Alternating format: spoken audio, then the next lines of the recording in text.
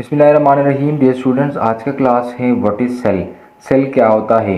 Cell is the basic structural and functional unit of all living organism. Cell basic structural और functional unit है जितने भी living things हैं, living entity हैं, तो इसका बेसिक और फंक्शनल यूनिट को सेल कहा जाता है। मिसाल के तौर पर अगर हम बिल्डिंग्स की बात करें तो बिल्डिंग्स जो है वो ईंट से मिलकर बने होते हैं। तो हम ये बात करते हैं कि जो ईंट है ये इस बिल्डिंग की इकाई है।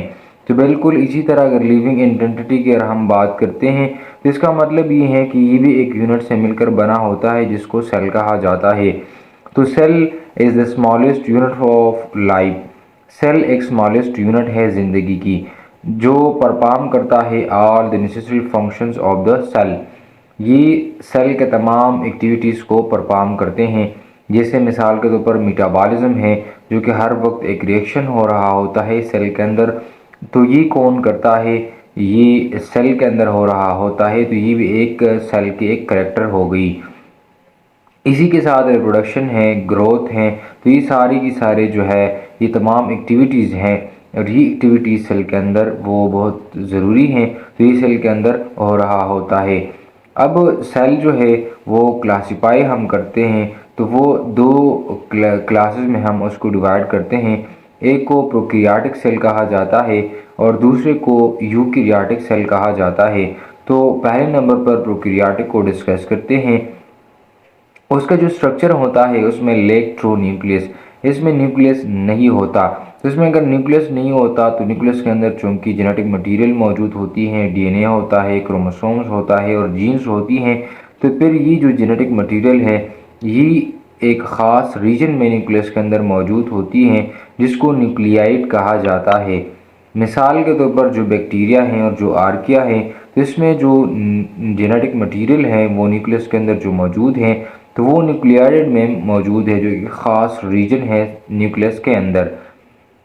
उसमें अगर हम ऑर्गेनेली की बात करें तो इसमें फ्यू ऑर्गेनेली जो है वो मौजूद होते हैं और नो मेम्ब्रेन बाउंड ऑर्गेनेली जो है वो पाए जाते हैं। इसके अंदर कोई मेम्ब्रेन बाउंड ऑर्गेनेली वो मौजूद नहीं होती। साइज़ जो है वो उसकी generally smaller than eukaryotic cell, क्योंकि यूकैरियोटिक सेल बड़े होते हैं और ये जो प्रोकैरियोटिक सेल होते हैं ये छोटे साइज़ में होते हैं। दूसरा जो क्लासिफिकेशन है वो सेल की तो यूकैरियोटिक सेल है। यूकैरियोटिक सेल में ट्रू न्यूक्लियस वो मौजूद होता है और ये जो जेनेटिक मटेरियल होती हैं ये enclosed bye a membrane called nuclear membrane. जैसे प्लांट सेल्स हैं, एनिमल सेल हैं, प्रोटिस्ट हैं, फंजाई हैं। तो ये जो इसके जो जेनेटिक मटेरियल होती हैं ये एक न्यूक्लियर मेम्ब्रेन के अंदर मौजूद होती है, उसके अंदर ट्रू न्यूक्लियस वो मौजूद होता है। ऑर्गेनेली की अगर हम बात करें तो इसके अंदर मेम्ब्रेन बाउंड ऑर्गेनेली जो है वो मौजूद होती हैं जैसे माइटोकॉन्ड्रिया है, एंडोप्लाज्मिक रेटिकुलम है, गोल्जी अपैरेटस है। तो ये तमाम चीज़ें क्या है ये जितने भी इसके अलावा बहुत सारी ऑर्गेनेलीज हैं तो ये जो है ये यूकैरियोटिक सेल के अंदर ये मौजूद होती हैं। उसके साइज़ की बात की जाए तो उसके साइज़ जो है वो larger and more complexes than prokaryotic cell. उसके साइज़ बड़ा होता है as compare to prokaryotic cell. अब अगर टर्म सेल की अगर हम बात करें तो ये कॉइन्ड बाय इंग्लिश साइंटिस्ट जिसका नाम रॉबर्ट हुक था। 1665 के अंदर उन्होंने सेल का जो टर्म है वो कॉइन की और ये इंग्लिश साइंसदान था जो 1965 में उन्होंने सेल को स्टडी की और जो सेल का जो टर्म है वो दुनिया के सामने पेश की।